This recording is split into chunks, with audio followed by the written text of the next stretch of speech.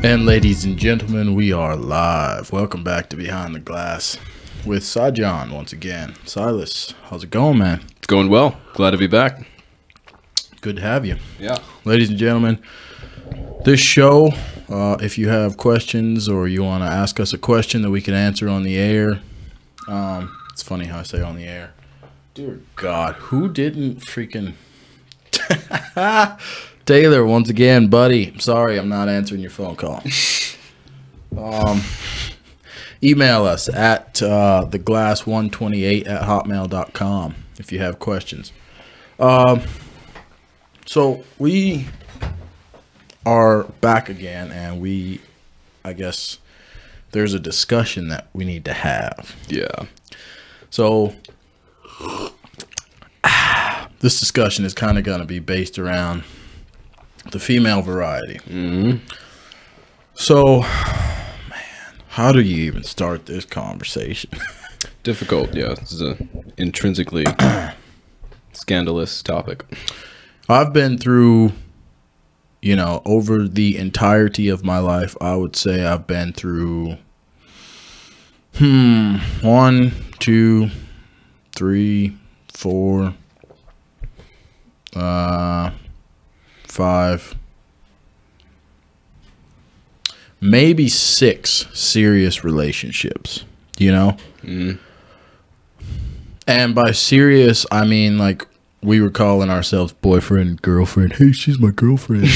That's my boyfriend. Like, regardless of how long it lasted, because the majority of them were, in the area of months. I think 2 of them made it past a year. Mm. So, yeah, 5 or 6 serious relationships, I would say. One of the biggest things that I learned from it, oh man, whenever you're talking about girls, if you're a guy, we were talking about this earlier, one of the biggest factors, deciding factors for me from having a conversation with a woman, and the conversation is not as smooth flowing as it is when you're sitting down just talking like you and I. If we sit down and talk and watch a movie and whatever else, the kind of conversation that flows from that, you're not necessarily thinking about what you're saying, you're just talking. Right. When you meet a girl and you're able to have that kind of effortless conversation with her, that's when it's going to be something that you can like go forward with. In my experiences, if you're constantly sitting there, trying to impress her, you're constantly on edge, you're constantly trying to, I don't know, figure out like she's making you play the guessing game about her emotions and her thoughts and all this crap, man. Yeah, what really kills conversations is like when you're thinking about what you're going to say rather than paying attention to what the other person has been talking about. Exactly. When I have to sit there and think, like, okay, I got to say this, and that's going to make her feel good, or it's going to impress her. If I can't just clearly say what's on my mind, then, mom and dad, God bless you for watching, but hit it and quit it kind of a thing. Yeah, wow. Maybe not even hit it. I'm not a people think you're a player and all this crap. I'm not a player, necessarily. I'm not. I really haven't ever been either.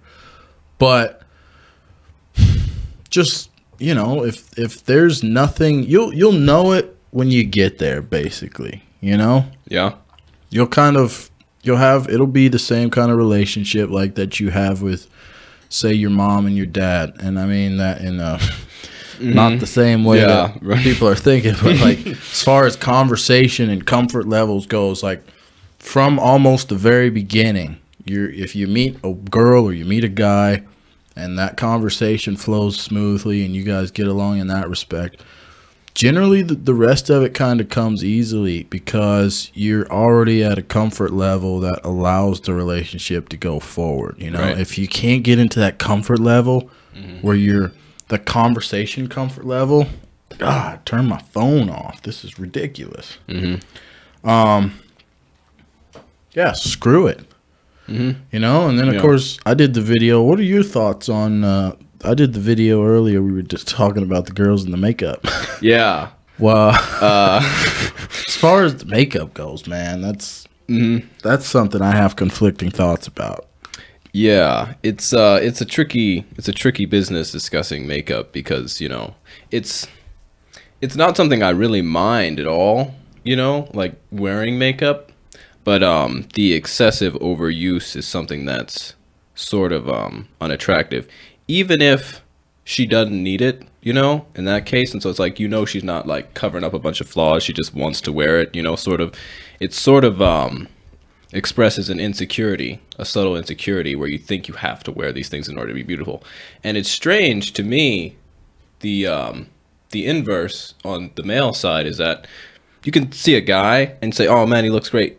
We dudes basically never wear makeup. I don't understand why it is we have this issue with women having to wear makeup in order to see themselves as beautiful, you know. That's a really good question. Because you think, right, you know, you look at like Dwayne Johnson, like who thinks he needs makeup, right? He does wear it in movies. To be fair. He probably wears it quite a bit, you know, but well, as far as like on screen, you know, everybody sees him when he's doing like his Snapchat videos or whatever else. He's not, I would like to think he's not wearing any makeup. Yeah. You know, and I mean, yeah, the men usually don't wear it. Women wear it. They like it. We don't think they need it. You know, as a guy, it's really strange, you know. I've met women before. For instance, I know this girl named Christy. Name drop. How you doing, Christy? I don't know if she's watching this or not. When I met Christy, you know, she wasn't the kind of woman who would just, you know, whether or not she was doing it, I could never tell. It didn't look like she was ever like doing herself way up with makeup, you know. And I had seen her a bunch of times when we first started, like, because she worked with me for a while. I had seen her a bunch of times with no makeup on. At least whatever my opinion of no makeup is, you know. I didn't think she was wearing any. And then I saw her with makeup on once, you know. And she looks just as good, right? The makeup makes you look great, for sure. Yeah. Without the makeup, you know, because I had met her with no makeup, she looked just absolutely amazing without the makeup as well, you know? Yeah. So a lot of times, and I've found this in a lot of situations, you'll meet a woman and you meet her with no makeup on, and then you see her put makeup on and you're like, yeah, just leave it off. Like, you looked freaking awesome without the makeup on. Like, what, you know, it's not even necessary. Minus the fact, you know, I guess that you just want to do yourself up.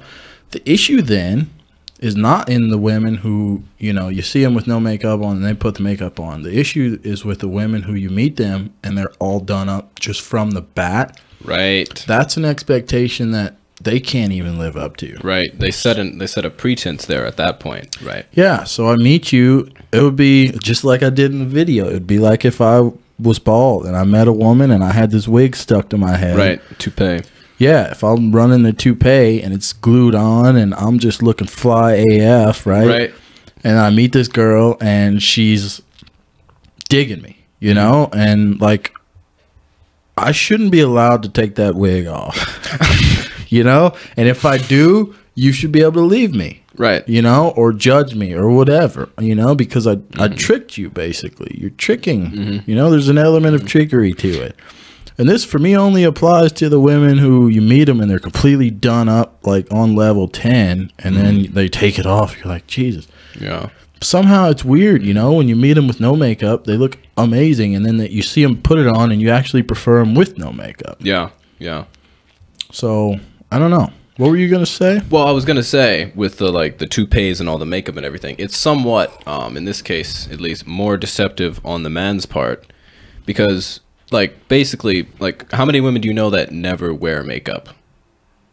It's like, you expect when you meet women that they're wearing some kind of makeup. So on the man's part, in that case, it's like, I think substantially more deceptive, you know? Yeah, it is, for sure.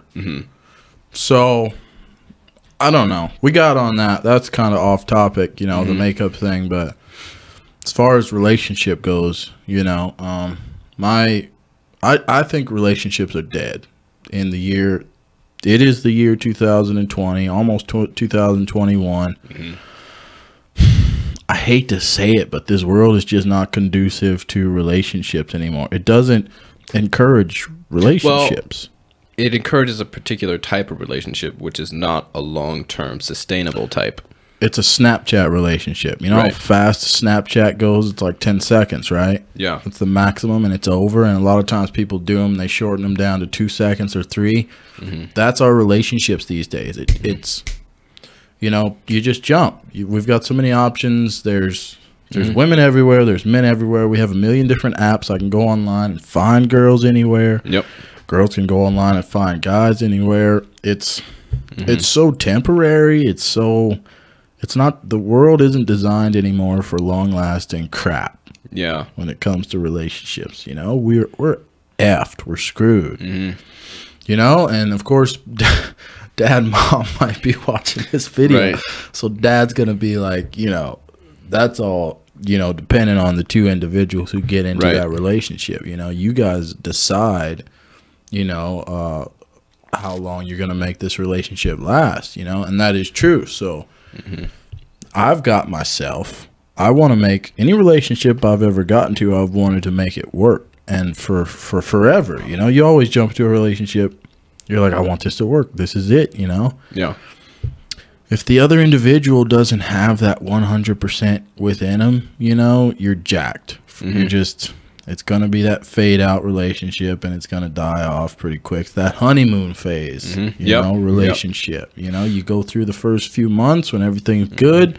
There's no solid foundation underneath you two, and, you know, the rocks start to crumble, and you just die off. Yeah, and like when you go into these relationships with this this false expectation of ease, you know, it's like, you think about it, like, you know how horrible you are as a person, right? Yes. It's like the other people you're dating, they're probably as horrible as you, you know. Now, that's just to be, you know, somewhat dramatic, but it's like, you know, people, like, we've got, like, a lot of flaws, and you have to be willing to work with people on that. It's like, okay, you're probably somewhat horrible. I'm a little bit horrible. We're going to tie ourselves together in this case, and, like, I promise not to leave. Yeah. You know? Yeah. Right? That's what it is. Like, it's like, it's strange what, like, it's sort of a Hollywood idea, like how love is, you know? It's like, it's very emotional and everything. And it's like, to be honest with you, some of the people that I love the most, the people that I would die for, a lot of the times, some of those are the same people that I dislike the most some days, right? They piss me off. Right. And so it's like, love, it has nothing to do with, like, me having warm feelings in your general direction. It means that I'm going to sacrifice for your good. That's what that means. You know, it doesn't, it doesn't mean that I like you. That loving you means something different. Yeah, love is a deep care more than anything else. You know, you care for that individual and their well-being. It, you know, the what's the word? Emotions, you know, when you start running your life and your relationship based off your emotions, that's when you fall into a major cave that you cannot climb out of, because your emotions are fleeting. They're unstable. They're all over the place. You know, it's just like in real life. If you live your life, if you're in a life or death situation and you start running your body on emotions, you know, like you fight, right? For instance, you did fighting, you did training to fight and all that, you know. When you're training to fight, you know, you're not supposed to fight emotionally. You're supposed to fight based off of technique, you know, based off of the skill that you know, that you have saved up in your brain. Right. You lose control. If you ever watch a fight, you know, and you watch the fighters lose control and you see them start swinging wildly and doing the windmill and all this. And I've even seen situations where guys will close their eyes and, like, start throwing blows, and you just get knocked out. You get tagged, you know, you get hurt pretty bad. Same way in a relationship, you know, you go into it, it's great to have emotions, you know, people, but like you said, like with movies and stuff, you know, that's a lot of just emotional crap. Just plays on your emotional heartstrings. They're not showing any of the genuine battles and struggles that you have to go through, where you need to use your actual brain, you know, to be in this relationship, to be in this fight with that other individual.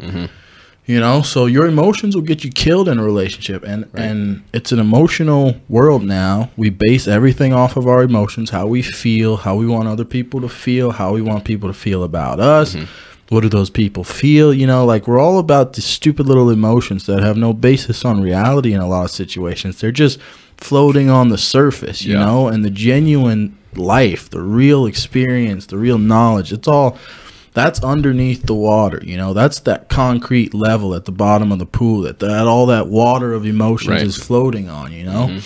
And you get up on top of the water sometimes, you're able to float, you know, swim around. But if you stay in water long enough, everybody knows eventually you have to sink to the bottom or you got to get the hell out of it. Right. And if you sink to the bottom, that's the base layer of everything. You're going to find it's dark, it's cold, it's scary, and you need to have a half of a brain to survive that and get through it. Right. Right. You know, and if you don't, your relationship's going to fail and drown right there with you. If you have that, you know, you're able to keep going and you're able to put your scuba mask back on, survive with that other person, you know, or crawl out of it together. But yeah, it's just people tend to dive into relationships on such an emotional level, and that's how you get the honeymoon phase. Well, yeah, I mean, like at the same time, you know, it's like I wouldn't want to denigrate the passion in relationships. It's like it's a spark is necessary to start things up, but that it like, you know, it has like when you're interested in something and you get all excited about it and you just want to go and you want to do it, you know, it's like that in a relationship at the start, right? Right. But then at that point,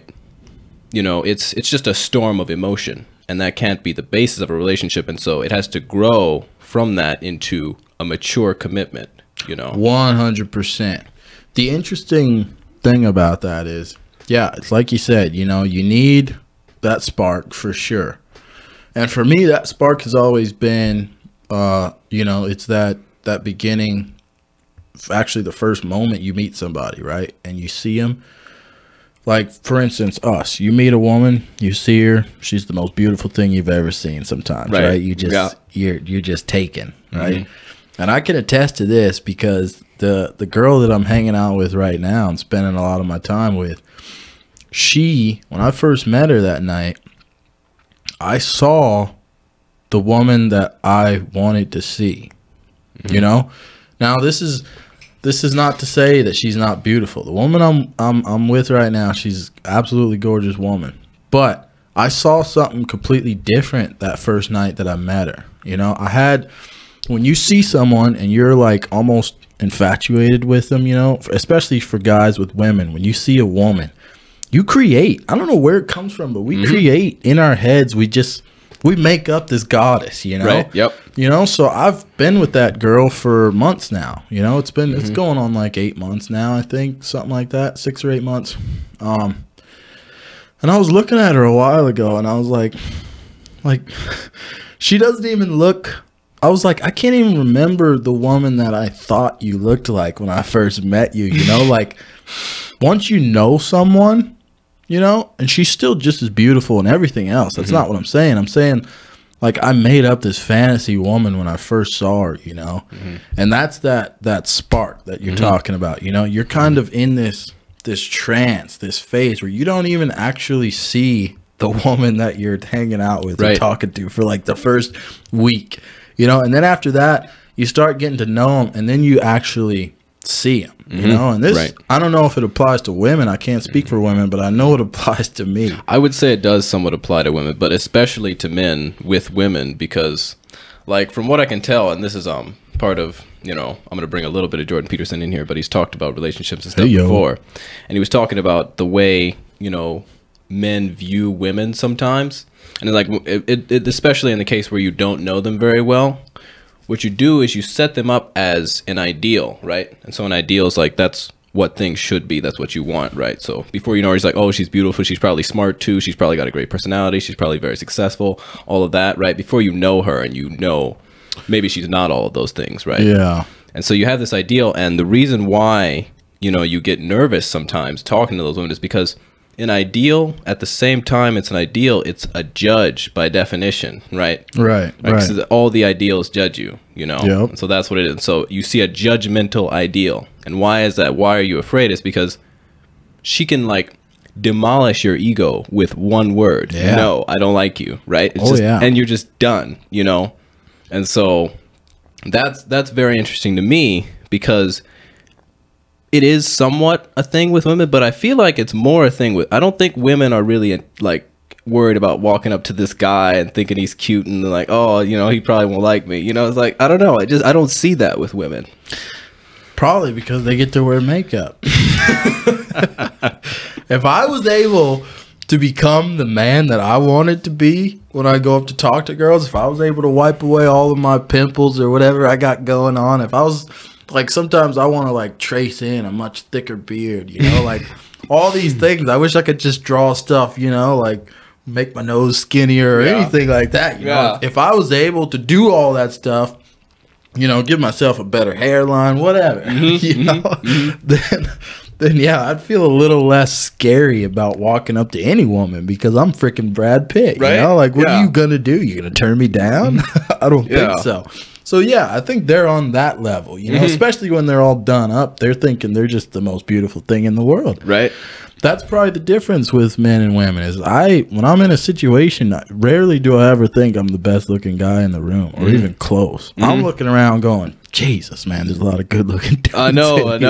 And I got to go talk to her like, all right, you know, so shooting your shot. Yeah. So I don't know. And that, once again, that's us speculating. I don't know how confident women truly are, or if they actually think they're all that, or what. Some of them sure as hell make you think so, you know? Well, I mean, it's one thing you could say. It's like there are obvious reasons why men pursue women for certain types of relationships, in a lot of cases that I won't go into much detail on.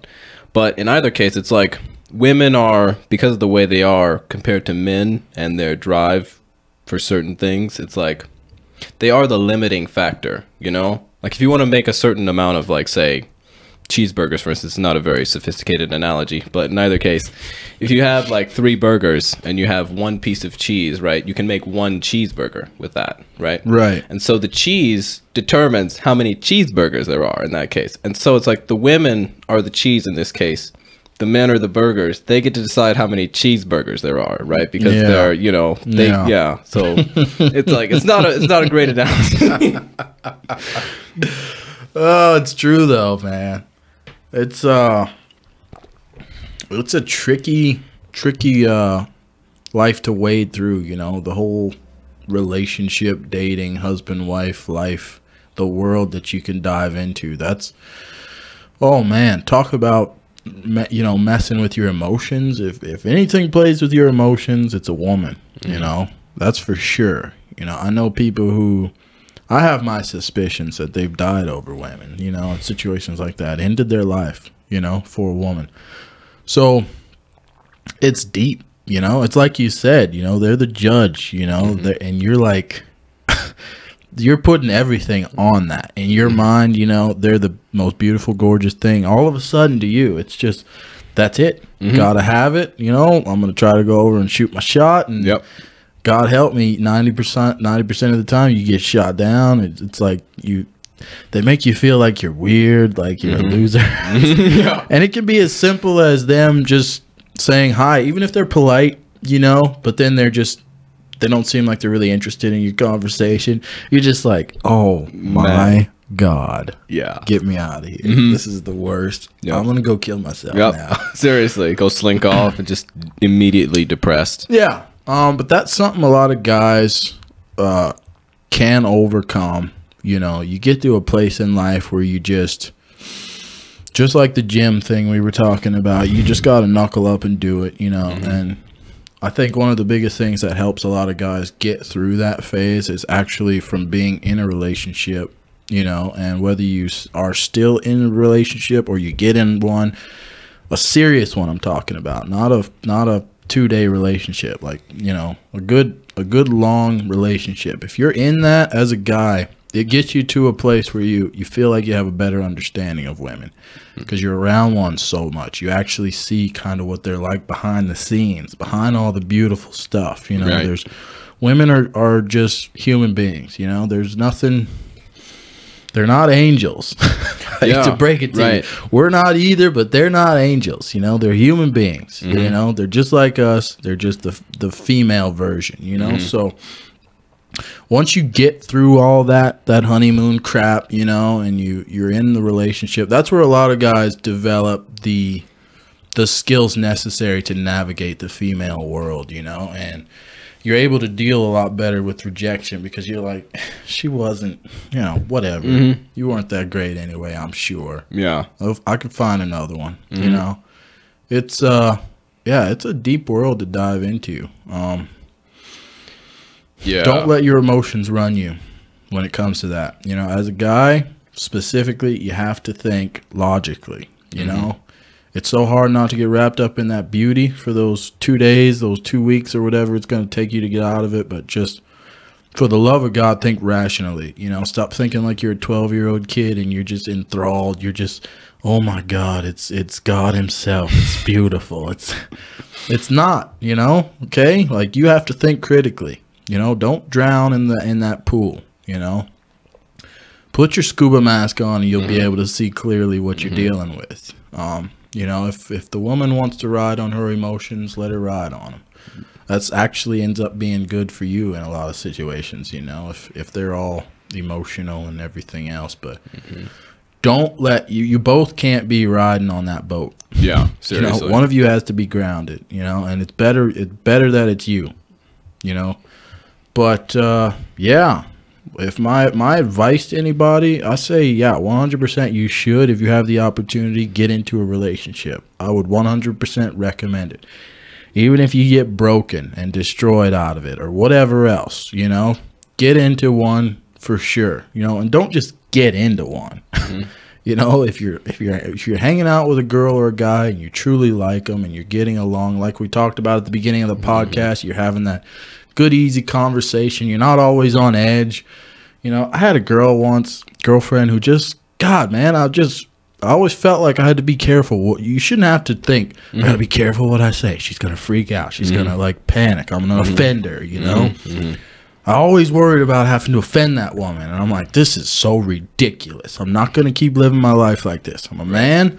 I'm going to stop playing around with this little emotional roller coaster you're riding on, you know? So if you're in that struggle, get out, you know? But if you're hanging out with a girl, she's cool, you're getting along with her, you got that easy conversation, she doesn't take everything you say to be just literal and serious, and she blows up at you, by all means, jump into that relationship, you know? Feel it out. Let yourself get through that honeymoon phase, you know? Where you can truly see the woman. It's going to blow your mind. One day you're going to wake up and you're going to look at her and you're going to say, like, this isn't the girl I met that first night. She does look the same. She's the same girl and all that, but your brain makes up things when you see women. As a guy, your brain just makes up a bunch of crap, you know? Yep. So get to that point, get through it, you know? You might stick with that woman for the rest of your life. You never know, you know? Or you guys might break up, but you're going to learn from it. You're going to grow big time. It's going to be huge for you mentally. That would be my recommendation. Go through it. And don't waste your time on the girls who, if you're always on edge, you know, if you're always in the wrong, all that crap, just bail out. You'll know when the right time is. I don't even need to tell you when that is. You'll know. We are running out of time. Anything else you want to say real quick? Yeah. Well, I could say one thing here, which is that for me, like, at this point, I don't pursue at all. Like, if I'm going to go talk to a girl, she's got to first show me that there's something, like, she's got to make some kind of move first. Like, just, like, say hi, just initiate something. Yeah. She's got to do something to show me that she might be interested. Like, normally I don't talk to anyone. Right. Like, I was like, if you want me to do something, you got to show me that there's an opportunity for me to do something first. Well, that's what I'm sort of doing right now, because, like, it's just not worth it. It's not, man. It's the kind of world that we live in now. But anyway, maybe we'll pick this up on another podcast. Ladies and gentlemen, this has been Behind the Glass. We're going to get out of here so we can actually record this video this time. Yeah. See ya. See you later.